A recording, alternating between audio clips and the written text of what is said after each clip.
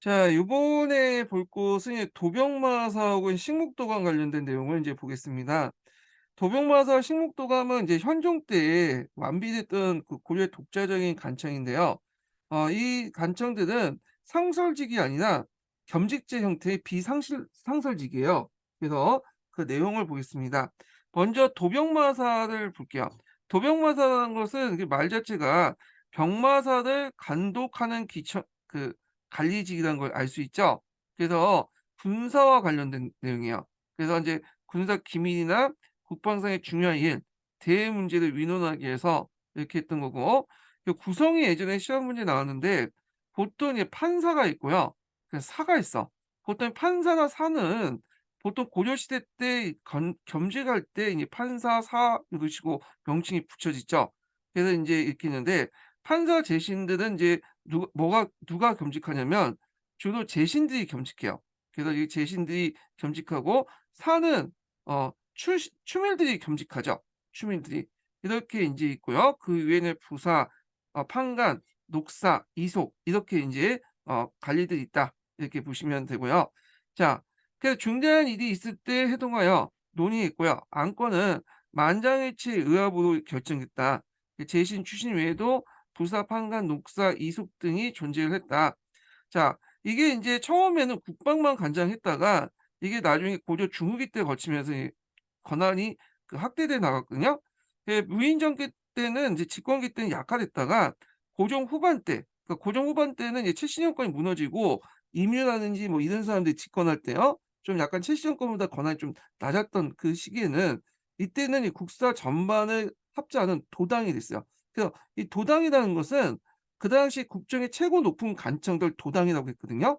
그래서 이때 인제 도병마사가 도당이 되었다. 참고로 인제 그 조선시대 때는 의정부가 도당이고요. 그다음에 고려 후기 때는 그 도당이 비변사였죠. 예. 그런 것도 인제 같이 알아두시고. 자, 충녕왕 때는 도평 의사사로 승격됐어. 왜냐하면 이때부터 인제 그 국방 문제뿐만 아니라 국사 전반을 인제 관리했기 때문에 도병마사라는 명칭 자체가 뭐 군사적인 느낌이 강하잖아요. 그러니까 이걸 명칭을 도평 의사사로 뭐냐면 승격을 시켰다. 이렇게 이제 보시면 돼요. 이거는 그 당시 충녕왕 때 간제 격하와 관련된 내용이 있었죠. 원나라 간섭기 때 충녕왕 때 이제 원나라 간섭으로 해서 간제가 격화됐는데 이 간제 격하고는 상관없어요. 왜냐면 요거는 독자적인 간직책이기 때문에 원나라가 여기에는 터치는 안 했어요. 그래서 그 당시 원나라 때 원나라의 압력 때문에 삼성육부제가 인제 간직이 격화돼 가지고 기능이 많이 축소됐잖아요. 그 권한을 이어받아서 이 도평의사사에서 했다. 이렇게 보시면 될 것 같아요. 그래서 하여튼 도평 의사사 승격되면서 이 구성과 기능이 크게 확대됐고요. 3, 4호도 제추와 함께 재상으로 도당의 구성원이 되면서 이 합자하는 제추의 수가 증가돼요. 국가의 중대사안 논의뿐만 아니라 여기에서 결정된 사항이 시행된 집행기구로서 큰 역할을 했다. 이렇게 보시면 되고 도평 의사사 부분은 뒤에 또 있으니까 그때 또 얘기를 해 보기로 하고요. 그다음에 식목도감을 볼게요. 식목도감은 도병마사보다 좀 격이 뭐냐면 떨어지는 기간이죠. 그러다 보니까 거기에 구성되어 있는 이런 이제 간직들도 좀 약간 격이 좀 낮아요. 예. 그리고 식목도감도 도병마사와 함께 또 겸직제로 운영했던 그런 기관인데 기능을 보면 대내적인 법제와 격식 문제를 결정하고 그다음에 그 당시 이제 도병마사 구성과 기능이 커지면서 식목도감은 약해져 힘없는 기구에 전락했다. 구성을 보시면 알겠지만 여기는 제일 높은 사람이 판사인데 여기는 사죠. 예. 그래 갖고 사는 인제 주로 재신이 겸직을 했고요. 그다음에 또 사보다 밑에 있는 게 부사인데 부사는 추밀이 겸직됐다. 이렇게 보시면 돼요. 그래서 인제 이런 내용들 같이 기억을 해 두시고 예전에 그 관련된 내용이 나왔으니까 파악을 해 두시는 게 좋을 것 같아요. 자, 그러면 관련된 내용 또 한 통해서 한번 읽어 보겠습니다. 자, 이 밖에도 주요 간부로 시정을 논쟁하여 백관을 규칙하고 탄핵한 어사대가 있고요. 어사대는 중서문화성의 낭사와 함께 대간 또는 성대가 불려 국왕을 시종하면서 언간의 역할을 했다. 요거 시험 문제 나왔죠. 이 어사대는 대간이라고 하고 그다음 중서문화 낭사를 강간이라고 하죠. 그래서 이걸 둘이 합쳐서 대간 성대라고 했다. 성대도 예전에 기출에 나왔어요. 기출. 예. 그래서 인제 같이 알아두시고요. 자, 대간에는 서경의 권한이 있는데 서경이라는 것은 관리의 임명이나 법의 개폐 등을 있어서 그 타당성을 심사하는 하고 서명하는 제도로서 왕권의 전제성을 규제하는 데 큰 역할을 했다. 그래서 이제 대간은 이제 했던 것은 이제 서경을 했던 것은 그 앞에서 중서문서 낭사가 했던 거죠. 그래서 낭사는 서경 외에도 봉박이라든지 간쟁 이런 기능이 있는데 고려 시대 외에도 이제 조선 시대에도 서경 기능이 있어요. 근데 조선의 서경과 고려의 서경은 좀 달라요. 고려의 서경은 모든 관직들을 할 수 있어요. 고위직이나 부터 해 갖고 인제 밑에 있는 하위직 관료까지 다 서경을 거쳐야 되는데 조선 같은 경우에는 고위직 관료들 정 5 품 이상은 서경에서 제외하고 정 5 품 이하만 할 수 있어요, 서경을. 예. 그래서 이게 좀 달라요. 예. 자, 이와 같이 중앙집권적 고려의 정치 제도는 왕권에 유리한 것이다. 특히 육부가 왕에게 집중하는 제도는 국왕을 말고 정부 기구를 어 통관하는 통할하는 권한을 갖게 된다. 그런데 이거는 형식적인 기구고요. 이거 육부 직주제라고 하거든요. 육부가 직접 왕에게 보고하는 제도야. 그래서 인제 이렇게 있는데 육부 직계제하고 약간 비슷하죠, 조선시대 때. 근데 이게 실제로 운영이 잘 안 됐어요. 왜 그러냐면 이 육부 직주제인데 이제 육부가 이게 독립을 전제로 해 가지고 얘기를 한 건데 실제 육부는 육부 판사제 때문에 누가 겸직을 하고 있죠? 대부분 이 육부 판사는 그 당시 재신이 겸직을 했었어. 그렇기 때문에 인제 뭐냐면 실제로 잘 운영이 안 됐어. 왜냐면 육부 자체가 육부 판사제 때문에 재신 다 겸직을 하고 있기 때문에 주 장관들이 다 재신이잖아요. 그러다 보니까 이게 직주가 제대로 될 수가 없죠. 예. 그래서 어차피 중서문화성을 거쳐서 왕한테 갈 수밖에 없는 구조예요. 예. 자, 그러나 인제 고려의 정치 권력은 귀족들이 독점하고 있는 양구의 제추에게 집중돼 있고요. 예. 그리고 인제 대관의 간원과 서경도 이들 귀족 관리들의 커다란 권한이었다. 그래서 이제 이거는 이제 시무 28 조에 있는 것처럼 국왕과 귀족 사이의 권력의 조화를 위해서 이루어졌다. 이렇게 보시면 돼요. 그래서 왕권 강화 기능도 있지만 그렇지만 또 귀족 사이의 권한도 강화하는 내용도 있다. 이렇게 보시면 되는데 그 왕권 관련된 내용은 육부 직주제 여기에서는 얘기는 하고 있지만 실제적으로 육부 직주제는 잘 안 됐다. 이것도 같이 기억을 해 두시면 될 것 같아요. 예. 자, 그래서 인제 요 내용들 봤고요. 그다음에 인제 넘어와서 이제 지방 행정 조직 보기 전에 어 후생 한번 관련된 내용 볼게요. 후생 36 페이지 펴 보겠습니다. 그 앞부분에 인제 있는데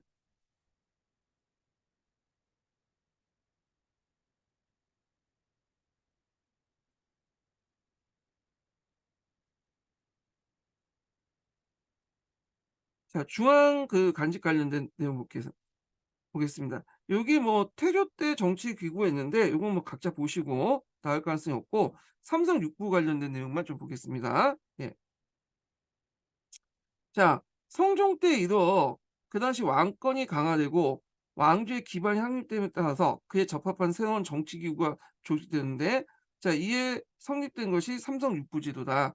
그래서 삼성이라는 것은 조칙을 인제 작성한 중소성과 이를 심의하는 문화성 그리고 이를 집행하는 상소성을 말하죠.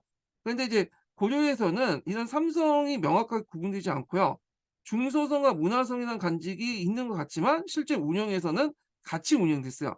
그래서 이제 중성문화성이나 하나의 간부로 병합됐다 하는데 요것도 인제 뭐 학계에 여러 가지 견해가 있는데 중소성과 문화성이 같이 그냥 운영했기 때문에 하나의 간부로 이렇게 보는 것이 최근의 관점이에요. 예. 뭐 이렇게 있고 그 장관이 문화시중이 수상이 되었다.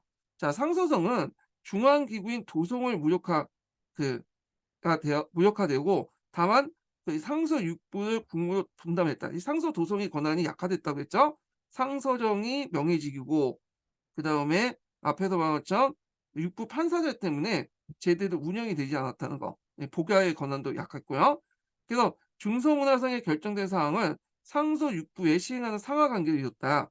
중서성과 문화성이 당해기구로 중서문화성이 구성했음은 고유의 관제가 당제를 채용해서 삼성을 수용하면서도 독자적인 성격을 지니고 있음을 의미한다. 그래서 인제 여기에서 시무 28 조에서 부필구동에서 이제 간제 개혁 관련된 내용에서 간제 운영 관련된 내용에서 요걸 이제 들 수가 있는 거죠. 자, 중소문화성 구성원은 2품 이상의 제시인가 그다음 3품 이상의 낭사로 구분됐고, 제시는 이제 문화시중, 평장사, 참지정사, 정당문학, 지문화성사 이렇게 가리키는데, 이들은 국정 일반을 관장하고 구체적인 특정 국문을 한 가지씩 나누어 관장했고, 그것은 육부 판사의 겸직이었다. 판사제, 육부 판사제의 겸직이었다는 거. 재신이 육부 판사의 겸한 실무를 관여했던 것이다. 자, 예를 들어 재신 중에 수상에 위치했던 문화시중은 파한 이부사를 겸직했으며, 파한이라는 것은 이제 여기 겸직된 판사제를 얘기하는 거예요. 인사권을 포함한 상서 2부의 업무도 장악했다. 그러나 이제 이와 같은 다른 주장도 있다 했는데 뭐 다른 주장 넘어갈게요. 예. 자, 그래서 중소문화성 낭사는 3품 이하의 6품의 이상의 참상관을 가리키는데, 이들은 국왕에게 잘못에 대한 간언과 부당한 결정 사항을 방박하는 기능이 있다. 서강권으로 가지고 있죠. 그래서 이제 간언권, 간쟁이죠. 그다음에 방박, 봉박권이죠. 봉박권. 그다음에 석연권, 이게 주요 기능을 갖고 있다. 자, 중소문화성의 중심의 정치 체제는 무인 집권기 이후에 커다란 변화를 겪었다. 예, 무인 집권기의 무인의 집정 기구가 그 권력을 독점해서 중소문화성 기능이 약화되었고요. 그다음 원의 지배 아래에서는 중소문화성이 더 축소되었죠. 이게 이제 충녕할 때 인제 얘기인데, 충녕할 때 인제 원나라에서는 이제 참언을 했다. "너네들이 이제 뭐냐면 우리나라의 그 황제국 그 뭐냐 관제를 뺏겨왔다. 어떻게 제후국이 그럴 수 있겠냐." 그런 식으로 이제 항의를 하게 되고, 그래서 인제 원나라 압박 때문에 인제 뭐냐면 중소문화성 기능이 훨씬 약화되죠. 그래서 상소도성과 병합해 청임으로 이 개편됐고요. 예. 그리고 충녕한 19년 도청의사사로 이제 다소 승격됐다가 공민왕 때 중소문화소 회복돼요. 이게 예전에 시험 문제 나왔죠. 그래서 공민왕 때 이제 문종 때 완비됐던 문종 때 이 중소문화성이 완비됐기 때문에 문종 때 간제로 복구를 했죠. 예. 요게 예전에 기출문제에 나왔던 거고요. 예. 그래서 그 후에 이제 여러 인제 명칭들이 있는데 요건 각자 보시고, 그다음에 상서성과 관련된 내용 볼게요. 상서성은 중소문화성의 최고 정무기관에 위치해 있으므로 그 지위는 상대적 격화되었다. 그래서 상서성은 중앙본부라고 할 수 있는 상서도성과 이에 소속된 상서육부, 그리고 육부에 소속된 그 속사로 구성돼 있다. 상서도성은 보면 상수도성은 정부를 보는 권력기구라고 보기에는 국 보기 그러니까 권력기구라 보기 보다는 국가의 여러 행사를 주관하고 공문을 발생하는 일반 사무를 취급하는 무력한 기구였다. 자, 이에 대해서 육부의 기능은 오히려 강대했다. 그래서 이병, 홍, 형, 예, 공, 육부는 국가의 실질적 행정 업무를 관장하기 때문에 강력한 뭐냐면 권한을 가지고 있고, 그 밑에 인제 각 부의 업무들이 있는데 이건 넘어갈게요. 예. 대충 여러분들 아시죠? 예. 자, 고려 후기의 상서성의 지위는 크게 약화되었다. 그래 갖고 이제 상서 도성은 첨의부가 연결되고 합병했다고 했죠?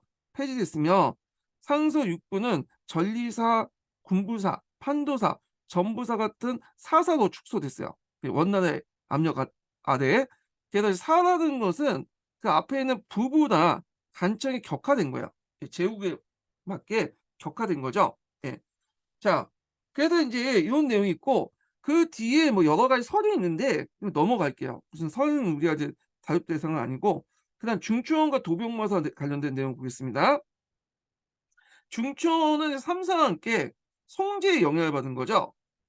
그래서 중추원의 주요 역할은 폭에 그게 이제 추민하고 승선이 인제 관련된 내용이 있는데, 승선은 왕명 출납과 수기 같은 역할을 하고요. 그러니까 조선시대 승정 같은 역할을 하고, 그다음에 추민은 군기를 담당하죠.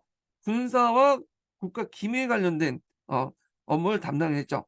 그래서 추민이 상대적으로 높고 이들 인제 얘들 추민은 재상급이죠. 그래서 제추와 함께 인제 이렇게 부를 만큼 중성보다 재신과 함께 추미는 그 당시 재상급 역할을 했다. 그래서 중춘의 추미는 칠추라고 하여 판중추원사, 중중추원사, 지원사 등등 7개 간직을 얘기하고요. 그래서 인제 고려 전기 때는 이 가운데 중추원사, 지원사 등등의 재상 역할을 했고, 후기에는 첨성원사와 직학사도 재상지에 있는 걸 보인다. 그리고 재신과 더불어 국정 운영의 핵심이었다. 승선은 인제 왕명을 출납하는 일을 담당했고요. 그래서 인제 있고, 그다음에 인제 3 사는 각종 세력의 징수, 운반, 저장, 예산의 수입과 집행, 그에 따른 세입과 세출 업무를 인제 담당했다. 반면에 호부는 호구의 토지 및 세원을 파악하여 각종 세력을 청 측정했는데, 호부가 있기 때문에 그 당시 3 사의 권한은 상대적으로 약했다. 이렇게 보시면 될 것 같아요. 자, 도병마사는 식목도감과 함께 고유의 독자적인 정치 기구였다. 도병마사 식목도감은 재신과 추인이 모여서 국가의 내외의 중대사를 회의하는 기구였는데, 도병마사는 변경, 군사, 대의 문제를 논의하는 데 비해서 식목도감은 대내적인 법제와 격시 문제를 결정하였다. 도병마사는 제추로 임명된 판사, 사, 부사, 판관으로 구성되어 있고요. 그래서 정식 회의원은 역시 판사와 사였던 거 보인다. 그래서 판사 같은 경우에는 도병마사는 재신이 이제 담당했고, 그래서 사는 추민이 담당했죠. 예. 자, 도병마사는 무인 집권계 본래 역할을 하지 못하다가 고려 후년에 다시 기능하기 시작했는데, 이전과 달리 국방 군사 관련 관계에 한정돼 있지 않고 주요 군사 거 정반을 거쳐서 합전 도당이 되었다. 요거 예전에 한번 기출문제 나왔던 거죠. 예. 그래서 인제 이때는 원종 때로 얘기하는데, 원종 때나 고종 때는 고종이 아들이 원종이니까 비슷한 시기예요. 예. 자, 충녕왕 때 충녕 5 년에 도평의사사가 승격되면서 구성원들이 구성과 기능이 확대됐다. 그래서 3 사와 제추도 함께 제3호 도당의 구성원이 됨으로써 합자는 제추 수가 늘어났고, 도평의사사는 단순한 회의 기관이 아니라 인제는 행정 기능을 갖추게 되면서 직접 사무를 받는 육색자, 육방 녹사라는 녹사와, 그리고 이를 통하는 사물적인 경력사를 두었다. 그래서 인제 색장이라든지 녹사라든지 이런 것들이 들면 이건 행정 사무와 관련된 간직이에요. 실무직이라고 보시면 되겠죠. 그리고 거기에 이제 총괄하는 경력사라는 간직도 뒀다는 거죠. 그래서 도병마 밑에 경력사가 있고, 경력사 아래에 이제 색장이나 녹사들을 뒀다. 이렇게 보시면 되겠죠. 그래서 결국엔 도평이사사는 국가의 중대사를 논의할 뿐만 아니라 여기에서 결정된 사항을 시행하는 집행기구가 되었다. 그래서 도병마사의 구성과 기능이 확대됨에 따라서 식목도는 약화되어 부족한 기구로 전락하고 말았다. 자, 도병마사의 기능과 권한은 시기에 따라 일정하지 않다. 원간섭기에는 국왕 축권 세력 등 권력층의 견제와 정동행성이나 만호부 등의 간섭으로 도병마사가 크게 제약되었고, 공민왕 이후에는 도평의사사의 위상이 한층 높아졌으며, 공양왕 때는 활동이 극대화됐는데 이는 이성계 일파의 정치적 목적으로 반영된 것이다. 이렇게 했고요. 한동안 조선 초기 때도 태조 시기 때 도평의사사가 남았죠. 예, 물론 이제 나중에 해체되지만, 자, 그래서 인제 이렇게 있고, 고려의 중앙간제는 당제를 수용한 삼성 육부제, 송제에 따른 중추원과 신사 3 사, 그래서 고려의 독자적인 도병마사 식목도가 구성돼 있다. 당과 송해제를 따랐지만 구성과 실제 운영에도 큰 차이가 있다. 국왕이 국정 운영의 중심에 있는 최고 권력자였지만 국왕의 권력 부여는 재상이나 신료들의 도움 없이는 불가능했다. 그래서 재신과 추신의 합작기구인 도병마사 식목도가 참여했고, 재신과 추신의 합작기관인 이 도병마사 식목도에 참여했고, 또 중요한 간직의 썩 강력한 권한을 행사할 수 있었다. 그래서 이제 겸직제를 했다. 대표적인 겸직제 형태가 이게 판사제죠. 예, 앞에서 얘기한. 그리고 이제 조선시대 때도 이 겸직제를 했어요. 그래서 이건 이제 높은 간직 같은 경우에는 돈이 많이 들죠, 인건비가요. 예, 고려와 마찬가지로 인건비를 좀 낮추기 위해서 겸직제를 했는데, 이걸 이제 제조제라고 하죠, 조선시대 때는. 예. 그래서 이건 조선시대 때 관련된 내용을 할 때 좀 얘기하겠습니다. 예. 자, 그래서 인제 이렇게 해서 뭐냐면 중앙제도 관련된 내용을 봤고요. 지방행정 조직 관련된 내용을 좀 보겠습니다. 예. 이 지방행정 조직은 의외로 뭐냐면 나오지를 않더라고요. 그래서 이제 중앙 조직보다는 지방 제도가 나온 게 거의 없어요. 예. 저희가 기출문제에. 앞으로도 안 나올 것 같긴 한데, 어 그래도 인제 어떻게 될지 모르니까 읽어 볼게요. 자, 그 고려의 지방 제도를 이제 보기 전에 어 특징들을 좀 볼 필요 있어요. 이게 고려의 지방 제도는 상당히 조선에 비교해 볼 때 상당히 이제 지방분권적 성격을 갖고 있죠. 그리고 이게 인제 일원적인 구조가 된 게 아니라 이원적인 구조도 돼 있어요. 네. 그래서 삼원적이라고 볼 수 있죠. 경기도가 있고 특수환경인, 그다음에 인제 오도가 있고 양계가 있죠. 예. 이렇게 삼원적으로 구성돼 있어. 그리고 지방 분권적이고, 그래서 인제 이런 것도 있는데 이것은 인제 있고, 또 세 번째로는 모든 군현의 관리를 파견하지 않죠. 그다음에 인제 네 번째로는 향소부국이라는 아주 특수한 행정구역이 있어요. 네. 이 향소부국은 행정상 이제 거기에 살고 있는 사람은 양인인데 양인인데 그 이제 천한 업무를 맡아 서 어 천한 업무를 맡았기 때문에 또 천인으로 취급받죠.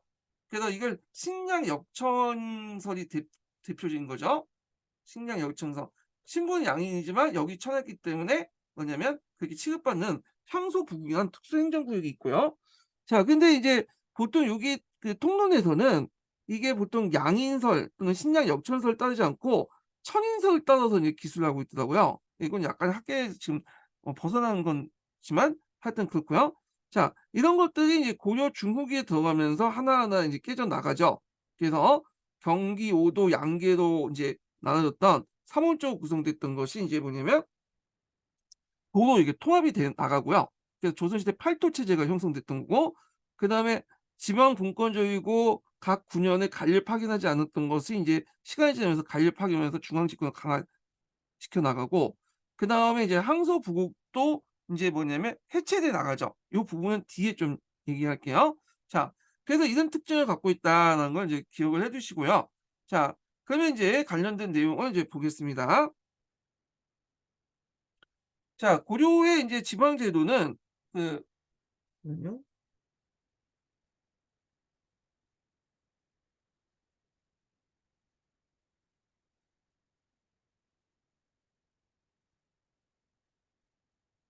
자, 고유의 지방 제도는 군현 제도를 어 근간으로 하여 중앙의 외관에 파견한 중앙 집권적 체제를 이루고 있다.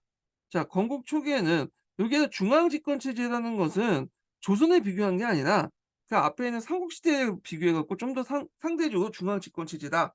그렇지만 아직까지 한계가 되게 많다라는 것도 같이 기억을 해 주세요. 예.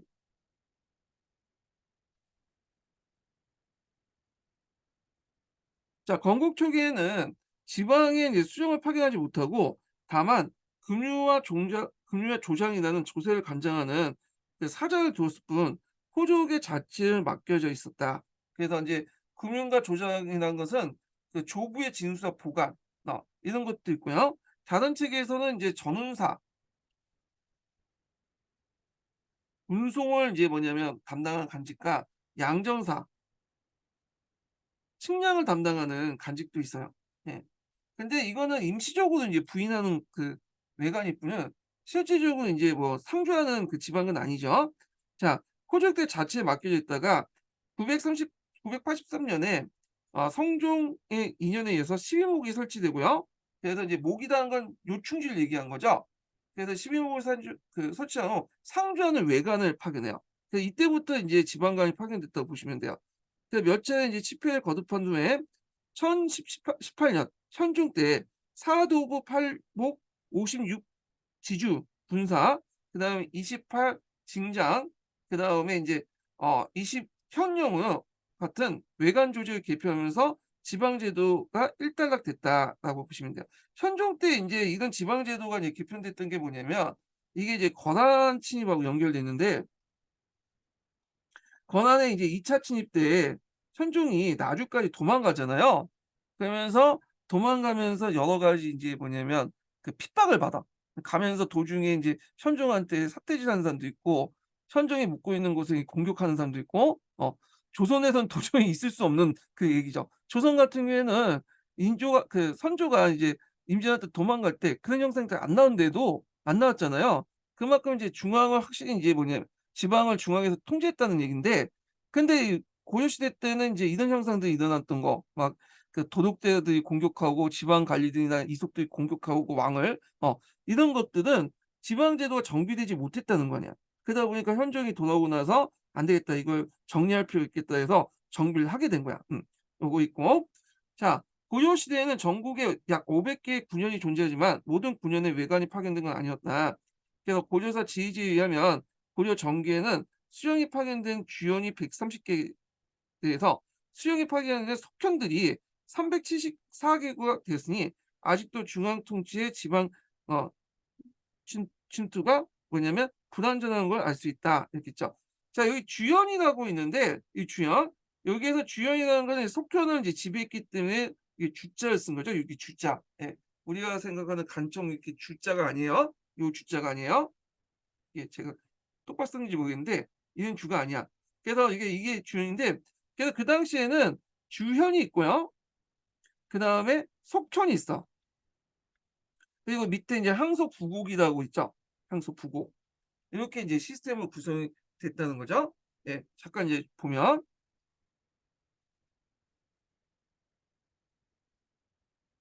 이게 음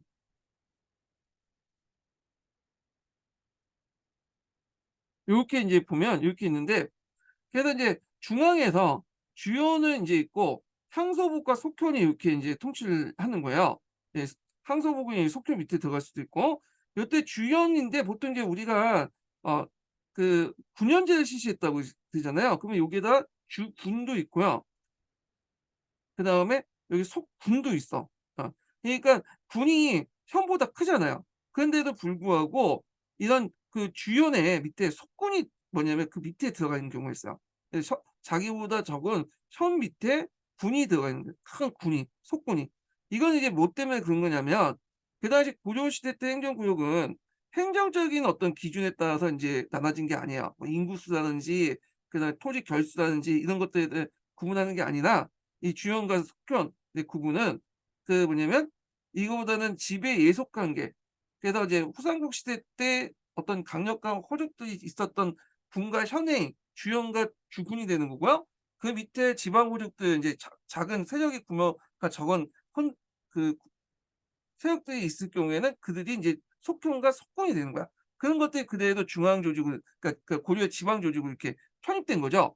그러니까 이제 주연과 주군에서 인제 주군이 주연이 속군 같은 큰 군을 지배하는 경우도 있었다. 그래서 주연과 속현의 그 가적 관계가 단순히 행정적인 상하 관계로 의해서 이루어진 거고, 뭐 인구나 결부를 기준해 가지고 한 게 아니라 이렇게 그 후삼국 시대 때 어떤 세력 번외 그 세력 관계가 그대로 고려의 행정 조직에 반영이 됐다, 이렇게 보시면 될 것 같아요. 그래서 상당히 신분적인 어떤 그 관계를 갖고 있죠. 그래서 주현민들은 속현민들을 지배했다고 보시면 돼요, 얘네들은. 예. 항소부 우국민은 속현과 주현 밑에 또 예속돼 있고요. 그래서 이렇게 그 신분적 성격을 갖고 있다도 같이 기억을 해 두시고요. 그다음에 중앙에서는 인제 이 많은 주현들과 속현들을 인제 뭐냐 통합하기 위해서 계수관이라는 중간 조직을 뒀어요. 계수관. 그래서 이 계수관을 통해서 주연을 인제 뭐냐면 총괄을 하고 했는데 여러 가지 한계가 있었죠. 이건 뒤에 있으니까 좀 얘기하고요. 그다음에 현종 때 와서 인제 오도 양계제가 실시된 거예요. 그래서 오도는 감찰구역, 이게 이제 행정구역 바뀐 거고요. 그래서 처음에 안찰사를 파견했다가 이 안찰사가 이제 일종의 지방 관리가 아니라 중앙에서 파견된 인제 그 관리였는데, 점점 이제 상주하면서 지방 간정을 이제 오도를 관할하는 관찰사 안찰 오도를 관할하게 되죠. 그리고 나서 관찰사로 바뀌죠. 권한이 점점 커지는데 요 내용은 좀 나중에 얘기할게요. 그다음에 양계 같은 경우에는 인제 도병마사를 파견해 가지고 여기 북방 지역을 관할하죠. 그래서 오도, 양계, 또 경기 지역 이렇게 3 원쪽으로 구성됐다가 나중에 고려 말기 때 통합이 되고요. 그다음에 오도, 양계 같은 큰 행정 구역 밑에 주현을 두고 주현 밑에 속현과 항서보고를 두는데 이 속현들도 나중에 관리를 파견하면서 인제 이렇게 주연을 만들어 놔. 그러니까 성격을 가지면서 주연의 지배에서 벗어나게 하고, 그래서 일반 현우도 인제 만들고요. 향소보국도 마찬가지죠. 그래서 고려 중후기 때 인제 얘들이 인제 막 대항하고 그러니까 일반 군현으로 이제 편제를 하죠. 그래서 주연, 속현, 항소보국 같은 이런 신분적 예속적 관계가 고려 중후기 때 하면서 다 파기되고 이제 관리들도 속현과 항소 보고에도 파견돼 나간다. 이렇게 보시면 될 것 같아요. 자, 그래서 인제 요 내용도 인제 좀 보고요. 자, 그다음에 이제 여기는 이제 고려 그 중기 때까지만 얘기한 거니까 고려 후기 때 관제 변화는 뒤에 있으니까 그때 한번 읽어 보기도 하고요. 여기에서는 고려 중기 때까지만 내용을 이제 보겠습니다. 자, 그래서 인제 요렇게 있고, 그 이들 속현들은 수령이 설치한 주연에 예속되어 중앙의 간접 지배를 받고 행정체계를 이뤘다. 그래서 인제 이 속현하고 주연의 관계는 신분적 예속 관계였고요. 심지어는 앞에서 얘기한 것처럼 큰 군이 속군이 그다음에 주현의 통제를 받는 경우도 있었다. 예, 이렇게 보시면 돼요. 자, 고려 중기 이후에는 많은 속현에 간문을 직치했는, 원래는 관리를 파견하지 않는 이제 속현에 간문이라는 이름으로 중치하면서 이렇게 취약점을 보충하는 의도를 표현했다. 이거는 이제 중앙 집권적 의미가 있겠죠. 예. 간무 파견은. 자, 이와 같이 고려는 중앙 정부에서 여러 군현 중에 외관이 파견된 주연에 집적되는 행정체를 이루고 주연을 하여금 속현을 가난하겠다. 자, 그러나 이 주연의 수가 적지 않고 이걸 일률적으로 통제하기 어렵기 때문에 몇 개의 큰 군현을 묶어서 개수관으로 만들었어요. 예. 그래서 제한된 기능에서만 중간 기구 역할을 이제 했다. 그래서 이제 개수관들 보면 어떤 거냐면 좀 큰 그 지방관들 있죠. 그걸 인제 뭐냐 개수관을 뒀는데 14 개의 경도부와 목이 개수관으로서 당내 일반 군역을 통관하는 역할을 했는데, 앞에서 인제 통관했다고 해도 이 제한된 형태야. 뭐만 이제 통과를 했냐. 그 업무를 이제 총괄하는 기능이 이제 한계가 있는데, 뭐 항공의 인제 성상이나, 항공이라는 거는 뭐냐면 그 당시 과거 제도를 볼 때 초창기 때요. 지방의 인재를 추천하는 그런 그 제도가 있었어요. 그래서 그 지방의 인재를 추천할 때 그들을 인제 대규모로 인제 이렇게 올려보내는 역할을 했던 것이 개수관이고요. 그다음에 외옥인 추검. 외옥이라는 것은 인제 뭐냐면 뭐 번란이라든지 이렇게 중대 재수도 있죠. 이런 거 중앙에 가서 인제 뭐냐 재판을 받아야 되는 그런 사람들을 잡아와서 올리는 역할. 그래서 여기 보시면 알겠지만 모든 걸 다 총괄하는 게 아니야. 제한된 기능만 총괄되는 거야. 그래서 인제 이렇게 제한된 기능을 수행했다. 그러므로 같은 인제 군현이라고 하지만 고려의 군현제는 개수관과 일반 주형 그리고 속현의 누충적인 구성으로 구성돼 있다. 그래서 이런 것들이 인제 신분적인 어떤 특징을 가지고 있다. 신분적인 예속 관계였다. 예. 이렇게 보시면 되고요. 근데 조선 시대는 이와 달리 인제 행정적인 어떤 상하 관계로 바뀌죠. 그래서 토지 결수와 인구수에 따라서 이제 뭐냐 군현을 편제하고, 이거는 이제 신분적 예속 관계가 아니라 그냥 행정적인 상하 관계로 바뀌어요. 이 뒤에 나중에 얘기할게요. 예. 그래서 고려 시대 때는 그 본관만 봐도 이 사람이 어떤 신분인가 알아. 본관의 어떤 지역에 산다. 이제 적혀 있잖아요. 어떤 본관을 가지냐에 따라서 그 뭐냐면 자기가 상위 신분에 속하고 하위 신분이라는 걸 금방 알 수 있는 거야. 지금도 비슷하죠. 뭐 강남에 산다면 좀 약간 잘 사는 사람이고 외곽에 살면 좀 못 사고 그러잖아요. 네. 근데 이제 이런 것은 이제 그 당시에는 상당히 이제 비슷하게 이제 뭐냐면 신분적 예속 관계로서 이게 신분적 역할을 했다. 그래서 본관이 어디에 있느냐 에 따라서 뭐냐면 자기 지위가 결정됐다. 이렇게 보시면 되고, 자, 그래서 이제 이런 것도 인제 좀 보시면 되는데, 그러다 인제 이런 것들이 인제 좀 더 인제 더 중앙 집권화되기 시작하죠. 좀 보면. 그러나 점차 이제 속편에 대한 외관의 증파로 주연의 수가 많아지자 지금까지 개수관에 의해서 군현 통제가 너무 허술하여 효과적인 방법이 될 수 없으므로 보다 짜여진 지방 제도의 편성이 필요했다. 이후부터 고려 중기 때부터 좀 개수관에 대신해서 중앙 정부와 군현 사이에 중간 기구로서 오도 양계제를 뒀죠. 이 오도 양계제. 그래서 이제 오도 양계제를 좀 보면 요거죠. 오도 양계제. 그래서 이제 여기 보시면 이제 양계로서 이제 북계와 동계를 뒀고요. 그래서 여기는 좀 북경 지역에 인제 있는 건데, 여기 보면 동계 같은 게 요렇게 해서 강원도에서 요렇게 쭉 경상도까지 쭉 이어지잖아요, 동해안 일대와. 왜냐하면 여기는 이제 외부의 인제 피해를 뭐냐 공격을 막기 위해서 인제 그 군사 지역으로 설정을 한 것 같아요. 그다음에 남도는 이제 서해도, 교주도, 양강도, 전라도, 뭐 경상도 이렇게 있고요.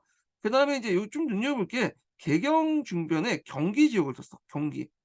그 경기라는 것은 지금 요 지역을 의미하잖아요. 예, 남경 주변, 서울 주변을 얘기한 건데 여기는 요 주변, 개경 주변. 왜냐면 경기라는 건 서울 경자, 근기 기자, 서울 주변의 땅이잖아요. 그래서 이 개경이 경기 지역을 뒀다. 그래서 이렇게 개경, 그다음에 이렇게 도, 삼원적으로 운영을 했다. 이렇게 보시면 되고요. 그다음에 또 인제 눈여볼 게 뭐냐면 고려 같은 경우에는 상경을 뒀다는 상경. 상경 같은 경우에는 인제 어디냐 하면 초창기 때 상경은 개경, 서경, 동경이었어요. 근데 이제 후기 때 상경은 개경, 서경, 남경이 되는 거죠. 예. 그래서 이렇게 상경이라는 제도를 뒀다. 이렇게 이제 보시면 되겠습니다. 자, 다시 이제 보면 어디까지나 자, 그래서 인제 오도 양계제도 관련된 내용을 설명해 보겠습니다. 자, 북부 지방에는 양계, 남부 지역에는 오도를 설치했고 양계는 병마사, 그다음에 오도는 안찰사를 각각 파견하여 도내 군현을 통관하는 상부 행정구역을 삼았다. 그래서 인제 여기에서 좀 눈여볼 게 인제 안찰사인데 이 안찰사가 인제 처음 파견할 때는 그렇게 힘이 없었어요. 주로 이제 지방관보다는 경관이었거든요. 중앙관인데 왕의 명을 받고 뭐냐면 감찰하는 정도의 역할이야. 그리고 다시 감찰 끝나면 돌아왔어요, 중앙으로. 그리고 이제 판계도 되게 낮았거든요. 그리고 도는 이 안찰사가 인제 관찰할 수 있는 감찰의 구역을 얘기해요. 그래서 안찰사가 이 감찰 구역인 도에 가서 감찰하고 나서 다시 중앙으로 복귀하는 그런 체제이기 때문에 그래서 이제 임시 그 뭐냐면 임시 간직 그러니까 임시 그 간직이었다고 보시면 되는데 시간이 지나면서 이 암찰사의 풍기가 점점 올라가요. 그리고 지방의 도에 상주를 하면서 이제 도가 일종의 행정구역이 되는 거죠. 감찰구역이 아니라. 그리고 안찰사의 권한이 커지면서 인제 나중에 관찰사가 된 거고요. 예. 그래서 인제 이런 것도 좀 같이 기억을 해 두시면 될 것 같고요. 자, 북부 지방에선 국방상 필요해서 일찍부터 군사적인 양계병마사가 이제 설치되고 군현도 이제 방어사주와 진을 구성된 데에서 남부 지방은 좀 늦은 예종 때 민사행정기구 5도인 안찰사가 설치되고 그 밑에 이제 군현도 일방적인 주부 군현을 마련되어 차이가 있었다. 자, 그래서 인제 이렇게 있고 자, 이로써 인제 정기의 중간기의 미숙성 앞에 인제 개수관 있죠. 개수관 때 인제 그런 미숙성을 극복하고 고려의 이제 지방 제도가 완비되었던 것이다. 그러나 아직도 중간기구가 지역에 따라 도와 계의 차이가 있고 그다음에 인제 경기의 개성부와 같은 직접적으로 통치하는 경기는 개성부에서 직접 통치하는 정부의 지배 방식이 일원화되지 못한 점은 당시 인제 석현의 강권의 존재와 함께 고려 지방제의 미숙성을 나타나고 있다. 근데 이것도 인제 앞에서 얘기한 것처럼 시간이 지나면서 삼원적으로 구성됐던 것이 도로 이제 통합이 되고요. 그다음에 속현도 인제 뭐냐면 관리를 파견을 하게 되죠. 예. 그래서 인제 이렇게 해서 개선을 하게 된다. 이런 것들 좀 기억을 해 두시면 되고요. 자, 그다음에 인제 9 년에는 그 지방 출신 호장과 보호장 등 향리를 임명되어 수용 밑에 말단 행정을 담당했다. 이 향리들은 그 예전에 호족이라고 하는 세력들이죠. 그 호족들이 인제 좀 대호족들 같은 경우에는 중앙으로 올라와서 문벌 귀족이 됐고요. 그다음에 인제 여기 중소호족들, 중소호족들은 인제 향리가 돼 가지고 어 이들은 인제 주로 이제 무상계제, 무상gen 가 무상계제를 받고 또는 이제 향리 직제 아래 이제 편성이 됐죠. 예. 그래 갖고 인제 있는데 이들은 인제 예전에 중소호족 항리계 후손으로서 항리계층으로서 이들은 인제 과거 시험을 통해서 끊임없이 인제 중앙 관직에 올라가는 세력들이에요. 그래서 조선 시대에 비해서 이 향리들이 좀 지방의 권한도 컸고요. 그다음에 과거 시험을 통해서 끊임없이 중앙 관직으로 올라갈 수 있는 통로를 마련했어. 그러니까 이 향리 세력들이 끊임없이 인제 새롭게 이 관직을 진출하면서 예, 새로운 피를 공급하는 세력들이 향리였다. 이렇게 보시면 될 것 같아요. 그리고 이제 뒤에 나온 신진사대부도 상당수가 이 지방 향리 출신들이죠. 자, 그래서 인제 하여튼 이렇게 보면 이 지방 출신 호장, 보호장 등 항리 등이 보호장 등이 항리에 임명되면서 수령 밑에서 말단 행정을 담당했다. 그리고 인제 항리는 주연뿐만 아니라 외관이 없는 속현이나 부곡에도 설치됐어요. 예. 이들은 원래 호족 출신으로서 읍사에서 조세나 부역, 소송 등 행정 사무를 맡았으므로 비록 수령의 보좌역이었지만 실권이 커서 때에 따라 백성을 침탈하는 등 그 패단이 컸다. 자, 이에 이제 고려 왕조는 이들 항리 세력들의 억제에 의해서 지방 출신의 중앙 고관을 사신관을 임명하여 항례를 통제했고요. 그다음 또 항리 자제를 기인으로 삼아서 상경 수익케 하는 방법을 취했다. 요 관련된 내용은 이제 그 앞에 언급을 했고요. 따라서 고려시대 항리는 지방 호족의 지위에서 점차 하락의 길을 걷게 되었다. 그럼에도 불구하고 앞에서 했지만 향리는 조선에 비해서 상당히 지위는 높았어요. 그래서 과거를 통해서 끊임없이 지배계층을 편입해 들어갔다. 이렇게 보시면 될 것 같고, 자, 그다음에 이제 고려에서는 주부 군형과 별도로 향소 부국이라는 특수행정 구역이 두고 있었어요. 자, 향하고 소라는 향과 부국은 예전에 신라 시대 때도 있었죠. 그 예전에 신라 시대 때 이제 뭐냐면 두 가지 설이 있다고, 천인설이 있고 양인설이 있다고 했잖아요. 근데 이제 보통 이제 그 통론에서는 천인설을 채택하고 있는데 양인설도 되게 많아요. 하여튼 뭐 그게 있고, 이것은 이제 근데 항부국에다 소라는 것들이 인제 또 첨가돼요. 그 특수 행정 조직이 되는데 이걸 이제 뭐라고 하냐면 부국제라고 해요, 총칭해서. 예. 향, 소, 그다음에 그다음 향소, 부국, 그다음에 장처라는 게 있어요. 장처는 이제 왕실에 속해 있는 이제 특수행정구역인데 향소, 부국, 장처를 통칭해서 부국제라고 한다. 그러니까 부국제에 관련된 이제 거기에 살고 있는 사람들은 어떻게 보냐. 자, 이거에 대해서 이제 여러 가지 써 있는데, 자, 일단은 예전에는 천인설을 인제 바탕으로 한 거야. 예. 근데 이게 설명이 안 되는 게 이 부국제에 속해 있던 사람들이 인구의 50%야. 이 인구의 50% 넘는 사람을 다 천인으로 이렇게 취급해 갖고 하면 국가가 유지할 수 있냐. 그리고 보니까 천인하고 좀 거리가 멀어. 그래서 이들은 원래는 상소 부국이 이제 여러 가지 설 중에 하나가 뭐냐면 일반 군현보다 좀 규모가 작은 지역을 향소 부국을 설정을 했는데, 요게 원래 행정적 목적으로 이제 설정됐는데 이게 이제 나중에 너무 역이 많았기 때문에 식량 역천이 돼 가지고 일종의 사회적으로 천대받는 계층으로 떨어졌고, 그리고 여러 가지 또 제도적인 어떤 차별도 있었다. 그래서 식량 역천설이 주요 뭐냐면 내용이 되죠. 예. 그다음에 이제 하여튼 이게 주요 관점이고요. 또 하나의 관점은 인제 뭐냐면 후삼국 시대 때 그 세력이 약한 뭐냐면 호족들이 통치했던 지역 있죠? 이들이 이제 항소 부국이 돼서 차별을 받았다. 뭐 이렇게 인제 설도 있어요. 예. 그래서 인제 요렇게 인제 관련된 내용이 있거든요. 그래서 인제 보통 학계에서는 그냥 신량 역천설로 보고 있다. 이렇게 보시면 돼요. 신분상은 양이지만 역이천에서 천인 취급받았다. 그래서 인제 요렇게 있고, 그래서 예전에 항소 부국과 관련돼서 뭐가 나왔냐면 소민과 관련된 내용이 나왔어요, 소에 관련해서. 그래서 그 외에는 뭐 나온 것 같지 않아요. 이 중요성에 비해서 좀 약간 안 나오는데, 자, 하여튼 내용을 보겠습니다. 자, 이들 항소 부국민들은 국학의 입학이나 과거의 응시에 금하는 등 일반 군현의 주민에 비해서 차별 대우를 받았다. 항부국에서는 농민들이 거주하는 데 대해서 소는 이게 국가에서 필요한 여러 가지 물품들을 인제 만들죠. 금, 은, 동, 철, 종이, 멋, 도자기 이렇게 있는데, 게다가 금을 만드는 인제 소는 금소라고 하고요. 은을 만드는 채굴하는 소를 은소라고 하고, 동을 만드는 동소, 이런 식으로 각기 이제 생산품에 인제 따라서 소를 붙이죠, 명칭을. 예. 한부국소에는 일반 군현과 같이 부국리 같은 외리가 있었고, 군현에서는 부국으로 강등하는 되기도 하고 거꾸로 부국의 군현으로 승격하기도 했으나 대체로 규모가 작은 편이다. 그래서 이제 여기에서 인제 말한 것처럼 일반 군현보다 좀 작은 지역을 향부국소로 이렇게 행정구역 편제했다는 설이 여기에서 얘기를 하는 거예요. 자, 향부국은 이미 이제 신라 시대 때 존재했고 소는 고려에 들어와서 발생했는데, 이들은 고려 일대를 통해 전국적으로 존재했지만 후기에 갈수록 점차 소멸되는 추세였다. 자, 그래서 인제 그 당시 민중들의 항쟁이라든지 등등 해 가지고 소멸됐는데, 요거는 뒤에 좀 다시 얘기하고요. 예.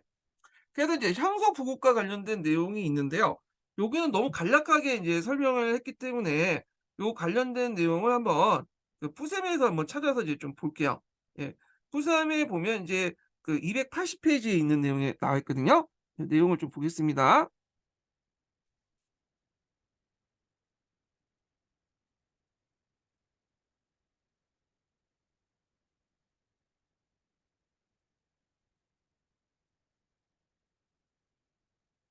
자, 항소 부곡에 인제 내용 관련된 내용이 있어요. 좀 볼게요. 자, 항부곡은 고려 이전 시기에 발생했어. 이거는 신라 시대도 있었어요. 고려 초 태조 때 9년에 대해 개편이 이루어지면서 크게 재편되는데 태조 왕건의 저항으로서 9년 간등되어 부곡이 되는 경우가 있었다. 그래서 인제 이 항소 부곡의 발생 배경 중에 하나의 원인 중에 하나는 뭐냐면 그 남할 여초 시기 때 이 당시 후삼국 시기 때 인제 세력이 작거나 아니면 태조 왕건한테 끝까지 개겨 가지고 뭐 부국을 떨어졌다는 그 관점이 있어요. 자, 이에 반해서 소는 고려 때 비로소 출현됐다. 자, 향부국 소는 발생의 시점이 다르듯이 성격도 일정한 차이가 있다. 그러나 고려 시기 때 가장 정형적으로 발전해 조선 시기에 소멸한 한 점에서 모두 일치한다. 향과 부국은 군과 현을 삼아 운영하기에는 토지와 인구가 적은 곳으로 설정되었다. 그래서 여기는 이제 기본적으로 행정구역적 의미가 있어요. 이런 것들 일본에도 인제 보면 부국 집단이 있잖아요, 일본이나 중국에도. 이때 일본의 부국 집단은 좀 신분적 성격이 강하거든요. 근데 우리나라의 이 부국 같은 경우에는 신분보다는 좀 더 작은 행정구역이라는 의미가 있어요, 행정구역. 그렇지만 요게 이제 여기 인제 너무 많기 때문에 식량 역천 취급받은 거죠. 예. 자, 그래서 이제 규모가 작긴 하지만 독자성을 인정하여 9년의 하보초라고 편제되지 않았다. 이에 비해 소 같은 경우에는 특정한 물품을 생산하는 필요에서 설정된 것이다. 그래서 주로 이제 공납 같은 것을 이제 하기 위해서 공납을 강요하기 위해서 이제 설정된 토지고요. 그래서 이제 소에서는 금, 은, 동, 철의 강상문이나 사, 주 등 직물, 그다음에 종이, 도자기, 숯 같은 먹 같은 수공업품, 그다음에 생강, 콩, 농사 콩 등 농산물, 뭐 소고기, 물고기 등 어용물이 생산된다. 이렇게 있는데 잠깐 이제 자료 2 번을 잠깐 볼게요. 그래서 그 생산물에 따라서 뭐냐면 명칭이 이렇게 붙여져요. 금소, 음소, 동소, 철소 이런 것들 명칭이 인제 쭉 붙여져 있거든요. 요게 인제 시험 문제 나왔어. 예 이게. 이거 좀 기억을 해 두시고 그래서 여기까지는 뭐 쉽지만 예를 들어서 뭐 이제 예 각소가 뭐냐 그다음에 이제 강소가 뭐냐 이런 식으로 물어보면 이거 뭐 "여기에서 뭘 생산하냐?" 물어볼 수 있잖아요. 그러면 이제 미역이나 생강 이런 것들 이제 쓰시면 좀 더 이제 남들 못 맞추는 이제 문제를 맞출 수 있겠죠. 예. 뭐 이런 것도 있고요. 그다음에 인제 앞에서 언급한 것처럼 부국제 안의 개념에는 장처도 있어요. 장처. 그래서 이제 궁중이나 사원이나 내장택에 이제 예속되어 있는 것인데 왕실이라든지 인제 그에 세금을 내는 곳이 장처라고 보시면 될 것 같아요.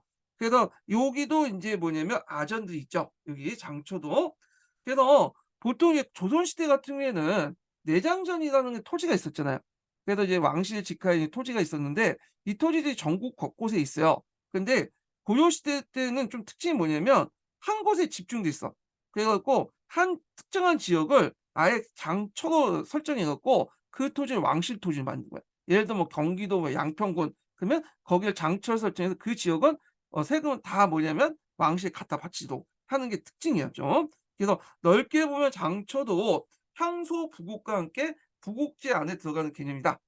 행정구역이다 이렇게 보시면 될 것 같아요. 자, 그러면 다시 인제 돌아와서 읽어 보겠습니다. 예. 어디까지 읽었어? 예. 자, 그래서 이제 항서부국은 어느 날 위치에 찾아보면 항부국은 배산민수라는 지리적 조건을 하고 있고 이러한 위치 때문에 방어와 피난이 유리했으며 땔감과 식수의 조달이 편리했다. 아울러 비교적 넓은 농지를 확보할 수 있었으며 농업 용수를 쉽게 확보할 수 있어 농경에 매우 유리했다. 수공소는 주변에 농경지를 가지고 있었고 주민의 생활 및 농경과 관련된 용수 공급원으로서 하천과 가까운 위치에 있다.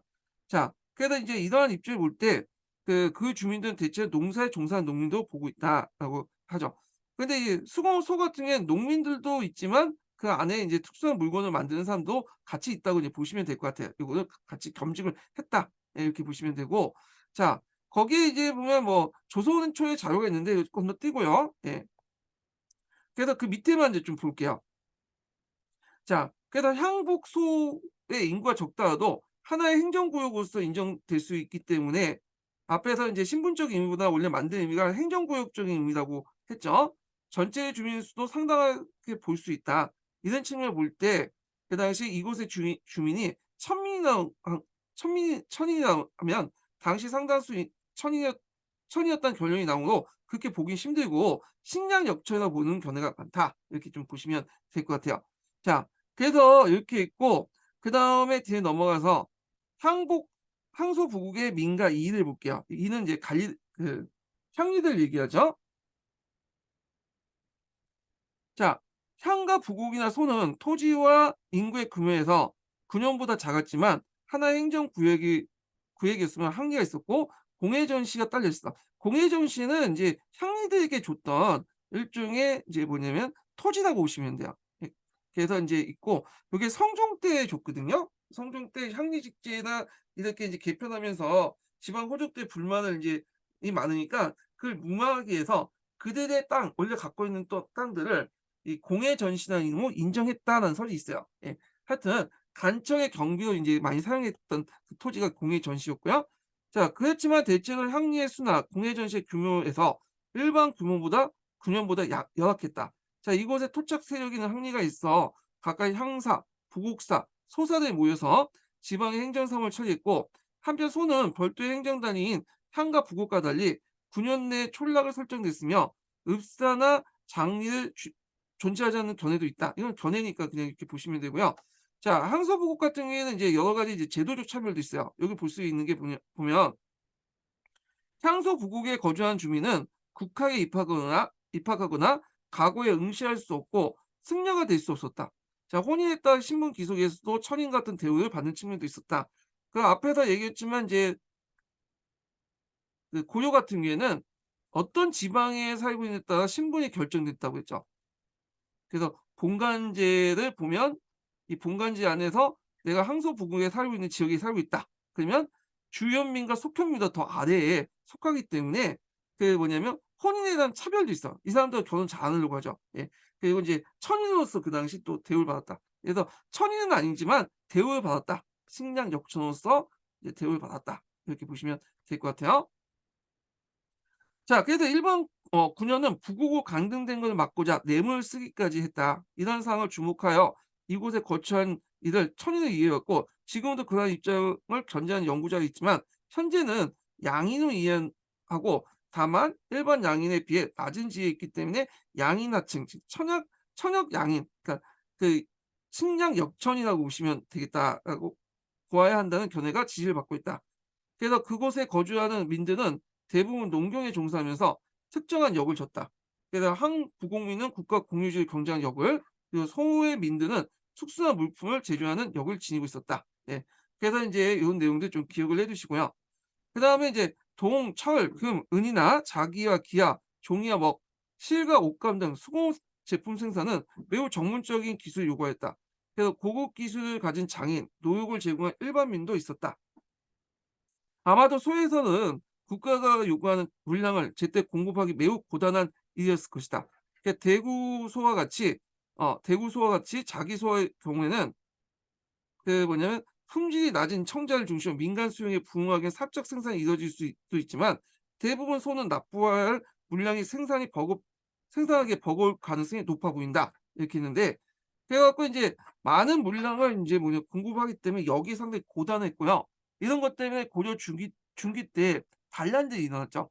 그래서 이제 망이 망소의 난이 대표적인 거죠. 명확소에서인데 이 명확소라는 명칭 자체가 소잖아요. 그래서 숯 같은 것을 만드는 소였다고 보고 있어요. 그래서 이제 요 밑에 내용이 있는데 자, 망이 망수에 나서 일으킨 명확소에 대한 성격에 대한 논란이 있다. 그래서 이제 보통 통선에는 숯을 이제 생산하는 탄소로 보는가 하면 천을 생산 철소로 보기도 한다. 그리고 또는 국가에 필요하도록 고급철한 다소를 두어 생산을 하겠다. 이렇게 있는데 여기까지 이제 있고 하여튼 탄소와 천을 생산 철수로 본다. 근데 보통 이제 교과서에서는 이거 그 수 생산은 소도 보죠. 탄소도. 뭐 이거 중요한 건 아닌 것 같아. 예. 그래서 다소도 있다. 그래서 다소라는 거는 이제 그 당시 음다풍속이 이제 멀리 퍼지면서 이제 성종 때 도입돼서 인제 차 마시는 습관도 같이 도입됐거든요. 차를 많이 인제 생산을 하는데 이 다소가 이제 그 당시 지리산 자락에 이제 설정됐다. 이렇게 있고 어랑소는 인제 신선도를 중시하는 물고기나 조개 등 해산물을 생산하는 곳인데 생산을 위해 대나무와 기타 재료를 이용하여 만든 밭을 설치했다. 뭐 이렇게 있고요. 그래서 이제 어랑소 같은 경우는 대충 대경과 가까운 지역 있죠. 왜냐하면 이제 그 당시에는 냉동 기술이 필요 없었기 때문에 냉동 기술이 없었기 때문에 빨리 이제 잡아 가지고 개경에 이제 공급하는 그 역할을 했다는 거 이렇게 보시면 될 것 같아요. 자, 그다음에 인제 그 향소 부국에 거주하는 짐민들은 사회적 처지가 모두 동일한 건 아니다. 그래서 향리대는 토호적 위치에 있었고 일반 민들은 향리의 통제를 받는 처지에 있었다. 그런 것도 있고요. 그다음에 또 향소 부국 같은 고정된 채로 있는 게 아니라 또 이제 공을 세우면 9년 후 승격되는 경우도 있었어요. 예. 그래서 인제 이런 것도 인제 적지 않았다. 그래서 9년 후 승격되는 경우에는 통상 국가에 공이 있는 자가 추천되거나 고위 간이를 배출하는 경우도 극히 한정돼 있었다. 자, 그렇지만 또 반대로 향소 부국의 원래 일반 군인이었다가 뭐 모욕죄라든지 반역죄라든지 등등 해 갖고 이게 뭐냐면 떨어지는 게 있어. 이 강경이라고 하는데 이런 경우도 있었다는 거죠. 자, 그래서 인제 이런 내용들 좀 기억을 해 두시고요. 근데 이제 향소 부국이 인제 해체돼 나가는데 뭐 이제 여러 가지 이제 배경으로 이제 항성의 배경이 이제 해체됐는데 요거 다 보기는 좀 그렇고 중요한 부분이 할게요. 그중에 인제 하나가 인제 뭐냐면 여기는 안 나와 있네 근데. 여기는 행정적인 요인만 나와 있는데 요거는 좀 요 중간만 읽어 볼게요. 네, 소 관련된 내용을 좀 보겠습니다. 자, 향소 부국 같은 경우에는 이 고조 중기율이 심각하게 이제 동요됐는데 그곳에 살던 많은 민들이 조세나 여역, 공부 등 가중한 수탈과 연약한 사회적 처지에 의해서 떠나갔다. 그래서 인제 이렇게 해서 인제 그들이 살고 있는 향부국소를 떠나 건세가의 몸에 위탁하기도 하고 임자 없는 땅을 옮겨가 경지를 개간하면서 신생촌을 이루기도 했다. 그리하 조선 초에 조사된 지리에 따르면 이곳에 9년보다 훨씬 많은 망성이 나타났다. 망성이라는 것은 이게 이제 본관이 없어지는 경우야. 그래서 본관이 없어지면 이게 자기 성도 없어지게 되거든요. 이걸 망성이라고 해요, 망성. 그래서 다른 지역의 본관에 들어가서 또 다른 성을 얻게 돼요. 이 만성의 경우에는.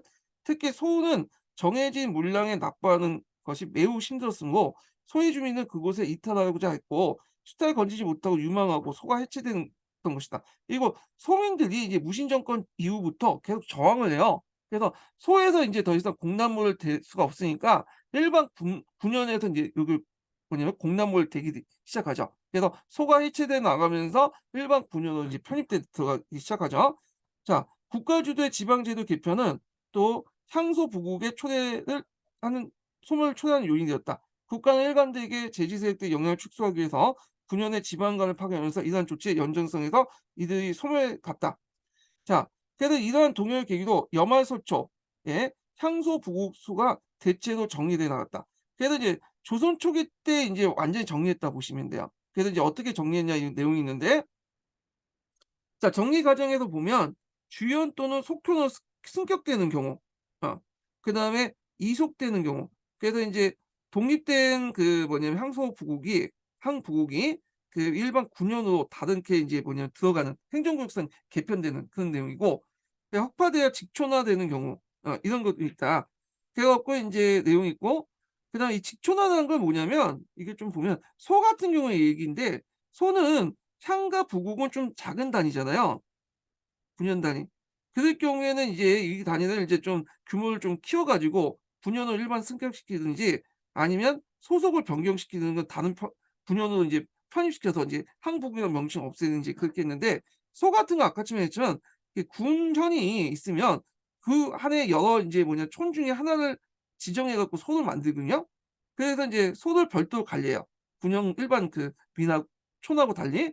근데 이걸 인제 없애고 아예 일반 군현으로 군현의 다른 촌처럼 이렇게 일반 군현에서 인제 직접 가난하고 아 가난 그 똑같이 가난한 이걸 지촌화해요. 그래서 예전엔 이 소가 그 군현 밑에 작은 행정 단위에 행정 단위가 하나 군현 밑에 있는 작은 촌에 촌을 지정해 갖고 이제 소를 만드는데 이걸 이제 별도로 이제 관리했는데 일반 인제 그 총각 똑같이 인제 해서 일반 총각 편입시켜서 관리했다. 이걸 직촌화라고 볼 수가 있어요. 예.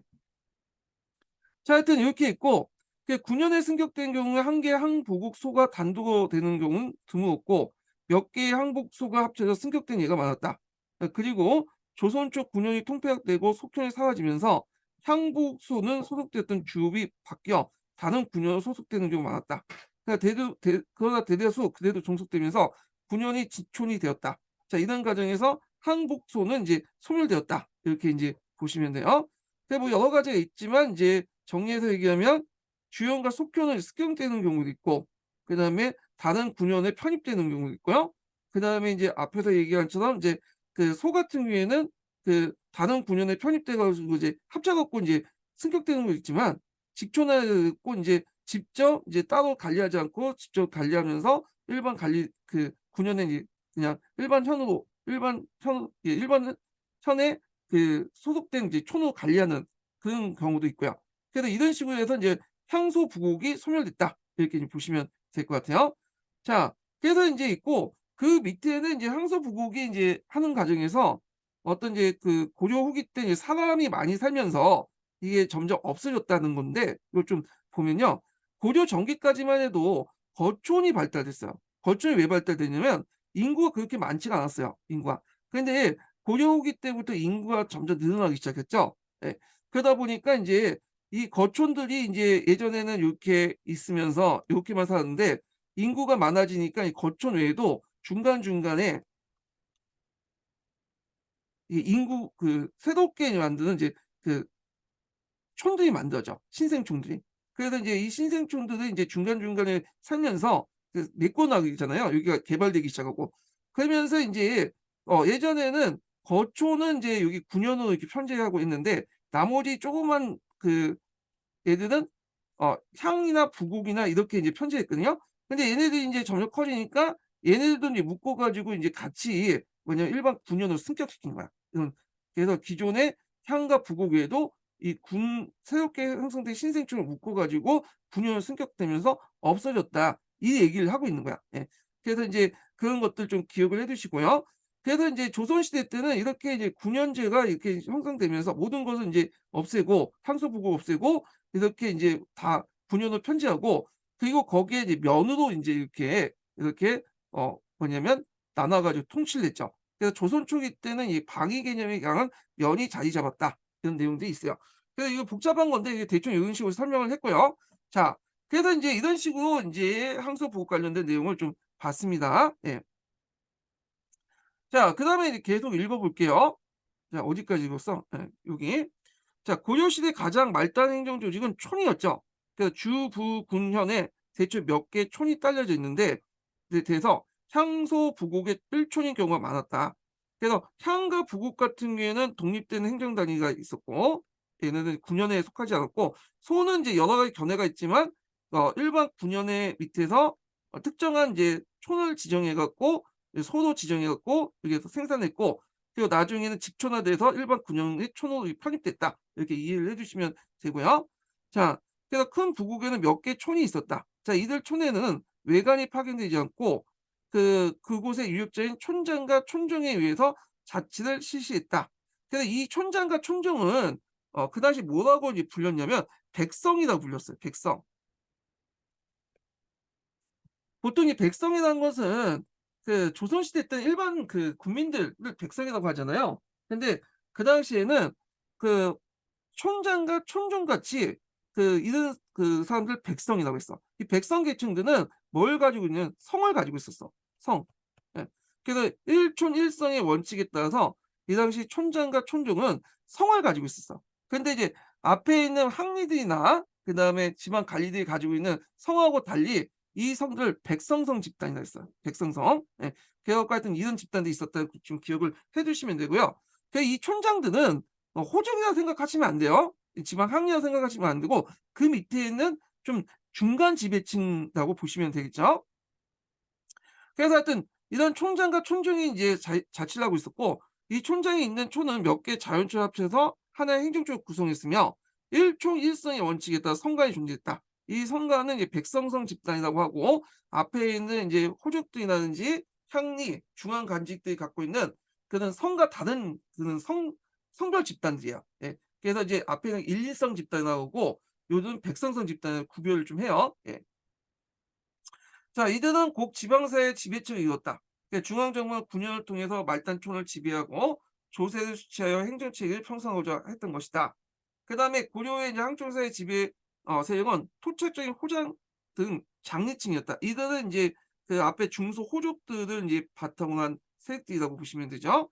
자, 그래서 향리 또는 장리 이렇게 불렸던 계층이고, 그 앞에 이제 있던 총장과 촌중들은 그 밑에 있는 세력들이에요. 예. 동격이 아니에요, 이들은. 예. 이게 아니다. 다른 계층이다. 이렇게 보시면 돼요. 자, 이들은 비록 수령이 파견 후 그들의 지위가 떨어졌으나 역시 지방사회의 커다란 세력을 유지하고 있었고, 중앙 고관이 자기 출신인 사신관에 임명되어 발언권을 행사하고 있었으나 이들 중앙관이 자기 지방의 재직서에 존재하지 못하였다. 그래서 인제 이 사신관들은 원래 그 세력들이었죠. 그 제지 세력이지만 오랫동안 이제 개경에 있었기 때문에 이들이 인제 여기에서 뭐냐면 독자적 기반을 인제 상실하게 돼요. 그래서 이제 어떤 일이 있었냐면 독자적 기반이 상실됐기 때문에 만약에 중앙 관리가 제를 보내서 그 시족에서 제명할 본관을 기양하는 벌을 줬는데, 자, 이게 기양형이란 건 뭐냐면 어 고향으로 돌아가라는 거야. 예, 고향으로. 그러니까 우리가 인제 그 뭐냐면 그 기양하고 다른 거예요. 기양은 멀리 보내는 그 조선시대 때의 형벌이고, 기양이라는 거는 자신이 이제 고향으로 본관지로 돌아가는 거야. 근데 그게 범죄라고 그냥 그 당시 형벌로 인식했던 게 뭐냐면, 이미 인제 자기 본관은 이 지방에 있지만 이미 할아버지 증조할아버지 때부터 이미 떨어졌던 지역이거든. 근데 그 지역으로 다시 돌아간다? 중앙 관리가? 그건 뭐야? 신분적 격하를 의미한 거야. 신분의 격하. 예. 그래서 이건 항상 기양형은 그 당시에 인제 뭐냐면 형벌로 인식됐던 것이, 그 당시 본관자에서 오랫동안 개경해 살았던 이 사신관들이 자기 이제 제지 세력과 제지 기반하고 인제 멀어졌죠. 그 과정에서 이 기양하는 것은 자기의 어떤 사회적 지위를 가 격화됐다는 의미다. 그래서 그것은 일종의 형벌로 인식됐다. 이렇게 보시면 될 것 같아요. 예. 자, 이거는 중앙관제의 권력의 반원이도 지방 축출은 중앙 치명적인 타격이었음을 뜻하는 것이다. 예. 자, 그래서 중앙관제의 권력의 반원지도 지방 축출은 지방 치명적인 타격을 의미한 것이다. 그건 결국 장리층이 지방 세계의 중추적 위치에 있음을 표시한 거다. 왜냐하면 여기에서 이제 본관에서 높은 개경에서 높은 버스를 하고 있었던 사신관 애들이 밑으로 내려왔어. 근데 이미 요쪽에는 기반이 없다 보니까 이 밑에 장리층 밑에 들어가게 되는 거죠.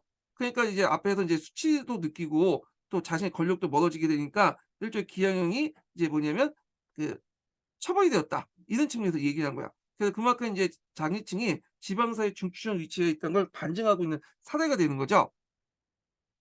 자, 그래서 인제 이렇게 해서 인제 있고, 이들 장리들은 읍사에서 행정, 조세, 사법 등의 행정적인 공적 직능을 했으나 또한 지방 유역자로서 항청사의 자치적 기능을 아울러 관여하고 있었다.